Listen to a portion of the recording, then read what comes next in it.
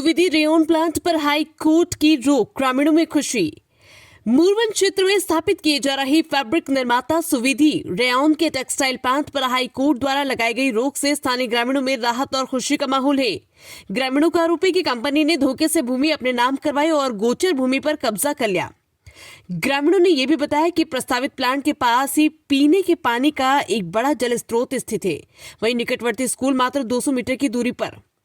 विश्वास है उनको कि हमारे जो नेता को हमने वोट दिए हैं, आगे बढ़ाया है, और जिस प्रकार से उन्होंने, मैं जब समझता ही नहीं था, 21 साल की उम्र में सरपंच बनाया मेरे को, तो मेरा विश्वास, मेरे ऊपर जो जनता को विश्वास है, उस विश्वास पे खरा उतरना, और मैं आखिरी दम तक जनता के लिए जो लड़ाई है वो लड़ता रहूंगा। एक विभाग ने आपको हमेशा कहा है कि जीरो लिक्विड बस सामने है, धानुका की खबरें आपने चलाई, और जो खबरें चली पूरी मीडिया ने जो चलाई है, वो खबरों का असर अधिकारी अभी आए हैं, वो दबाव है मीडिया में। जिस प्रकार से मामला नीमच का हाईलाइट हुआ है, ऐसी स्थिति में वो दौड़ के आए हैं। बाकी आप शिकायतें करते रहो, कौन सुनने वाला है।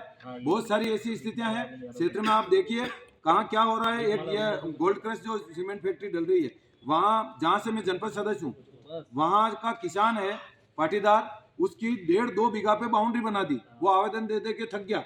जब उद्योगपति आते हैं तो आप सोचिए, 125 करोड़ के लगभग की आज वहाँ की उसकी सब्सिडी है, 500 करोड़ की जमीन वो लेके बैठ रहा है। तो आप सोचिए किस स्तर तक वो जा सकते हैं, पैसे के बल पे किस किस को दबाने का काम वो करते होंगे। जो स्थितियां है, ये जो मतलब आज जो जांच हुई है, और जांच के बाद बहुत सारी ऐसी जगह है जहां कोई जांच करने नहीं जाता है। और ये जीरो लिक्विड वाली जो बात है, ये तो 100% कोई जो बोल रहा है वो झूठ बोल रहा है। सारी जितने भी उद्योग हैं, टेक्सटाइल मिल हो या दूसरे उद्योग हो, वो सब आसपास के लोगों से, गांव के लोग गए हैं, गांव जहां जाके देखा है, सब जगह जहां फैक्ट्रियां लगी, गांव वालों से पूछा है क्या स्थिति। उन्होंने एक ही राय दी है, सोशल मीडिया पे जो डाल रखा है उस पे कमेंट आ रहे हैं कि आप भूल के भी ऐसी गलती मत कर लेना, किसी के बेकावे में मत आ जाना, ये लोग जीना हराम कर देंगे आपका, और कोई सुनने वाला नहीं मिलेगा। एक चीज हो रहा है कि जैसे जावद विधानसभा में मुरवन का चयन बांध कि यहाँ से कोई प्रदूषण नहीं होगा, जो कंपनी की भाषा थी वो बोले। और इन्हीं शैलेजा जी ने, मोदी जी जब आए थे 2023 के चुनाव में, तो मोदी जी के मुंह से इन्होंने कहलवाया कि जावद नीमच में मेरे एमएसएमई मंत्री रहते हुए 500 उद्योग खुले हैं। और देश के मुखिया से ऐसा झूठ उनके मुंह से पाप करवाया। और इन्होंने, इनके पूरे 22 साल का कार्यकाल है, इसमें जावद क्षेत्र में एक भी उद्योग इनके द्वारा नहीं लगाया गया।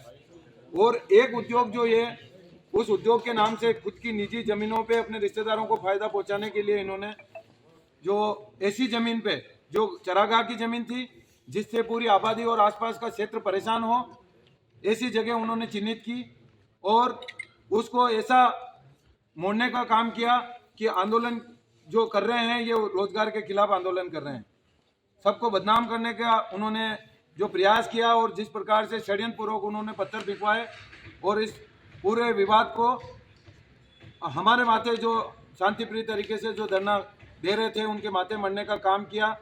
ये अरविंद, जिसने शुरू में आवेदन दिया, एसडीएम कार्यालय से परमिशन लेके आए कि हम शांतिप्रिय तरीके से बैठेंगे, इसका और इसकी पत्नी का, इसकी बहन का, इसके पिताजी का, सबके ऊपर मुकदमा दर्ज कर दिया। जबकि उस दिन घटना स्थल पे एक भी परिवार का कोई सदस्य। आबादी क्षेत्रों के करीब उद्योग लगाने से पर्यावरण और स्वास्थ्य संबंधी खतरे बढ़ने की आशंका ग्रामीणों ने जताई। इन सभी बिंदुओं को ध्यान में रखते हुए हाईकोर्ट ने मामले की सुनवाई के दौरान यथास्थिति बनाए रखने का आदेश जारी किया है। हाई कोर्ट से स्टे, जिस प्रकार से फैक्ट्री प्रबंधन जो है, सरकार वहाँ के कर्मचारियों की, सरकारी कर्मचारियों की मदद से और अंधाधुंध रात दिन करके उस जमीन को कब्जा करने का जो प्रयास कर रहे थे, उसको लेके हाई कोर्ट ने यथास्थिति काम रोकने के लिए आज जो स्टे दिया है, और उससे पूरे क्षेत्र में खुशी की लहर है। सारे किसान, आज उनके मन में ये हुआ है कि न्यायपालिका पे जो विश्वास है वो बरकरार है।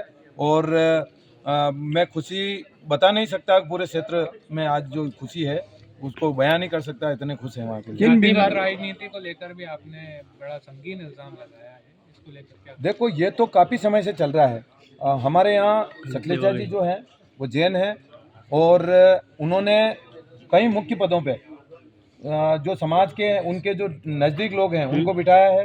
और अभी जो एसडीएम महोदय हैं वो भी जैन है, कंपनी जिसके नाम से जगह आवंटित हुई है वो भी जैन है, वहाँ के मंडल अध्यक्ष जैन है। तो ऐसे जो स्थितियाँ हम देख रहे हैं, वहाँ की जनता जो महसूस कर रही रोज, तो ये तो निश्चित सामने दिख रहा है।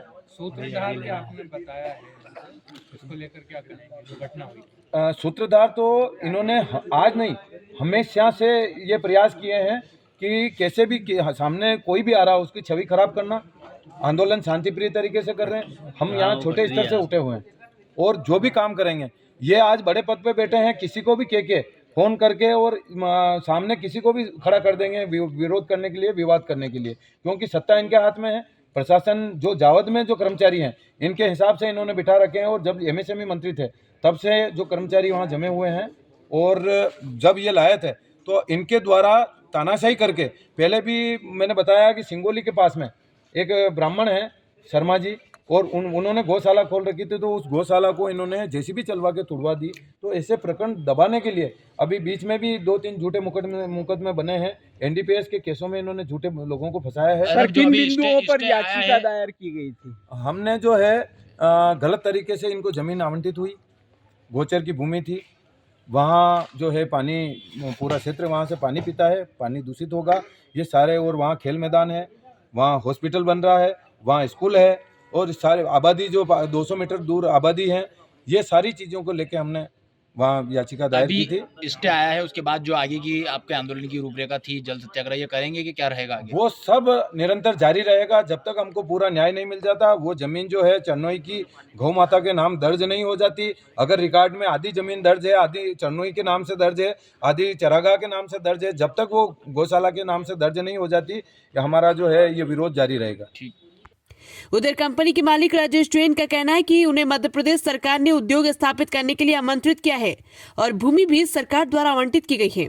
उन्होंने दावा किया है कि जमीन का टाइटल पूरी तरह क्लियर है और मामले को अनावश्यक रूप से राजनीतिक रंग देने की कोशिश की जा रही है। हाईकोर्ट के आदेश से फिलहाल प्लांट का काम रुका हुआ है और अगली सुनवाई के मामले की दिशा तय होगी। सर, एक आपके मोरवन में फैक्ट्री है, तो इसमें ना वहाँ के ग्रामीणों ने विरोध किया है कि ये फैक्ट्री गोचर भूमि में है, इनके पास ज़मीन का वो नहीं है, तो क्या है सर ये पूरा मामला? ये फैक्ट्री तो अब लगेगी, अभी तो बाउंड्री वाला काम चल रहा था उसका, और वो ज़मीन हमें एमपीआईडीसी ने दी है, मध्य प्रदेश शासन के द्वारा मिली है। वो हमारे को तो पता है कि गोचर भूमि नहीं है, अगर है तो वो एमपीआईडीसी और कलेक्टर क्लियर करेंगे कि गोचर भूमि है या नहीं है, क्योंकि हम पार्टी नहीं है कोर्ट में पार्टी कलेक्टर और एमपीआईडीसी रहेंगे। कि हमें तो शासन ने ज़मीन दी है और शासन ने कहा कि उनकी जो इंडस्ट्रियल लैंड है उसमें से उन्हें हमें दी है।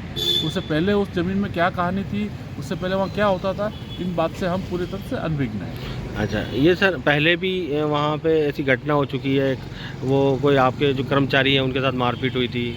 हाँ, वो स्थानीय कुछ लोग हैं जो लोगों को गुमराह कर रहे हैं कि फैक्ट्री आएगी तो प्रदूषण होगा, ये होगा, वैसा होगा। वैसा कुछ भी नहीं होने वाला। आजकल जो फैक्ट्रियाँ लगती है पूरे नॉर्म्स में लगती है, और जीरो डिस्चार्ज और जेडएलडी वगैरह का होता है। कुछ भी फैक्ट्री गंदा पानी इनको फैक्ट्री परिसर में नहीं डाला जाता है, ना बाहर जाता है। इस सब को लेकर प्रदूषण बोर्ड के नियम बहुत सख्त है, और हमारी कंपनी शुरू से ही सारे नियमों का पालन करते हुए आई है, और आगे भी अगर हमारी फैक्ट्री लगेगी तो सारे नियमों का पालन होगा।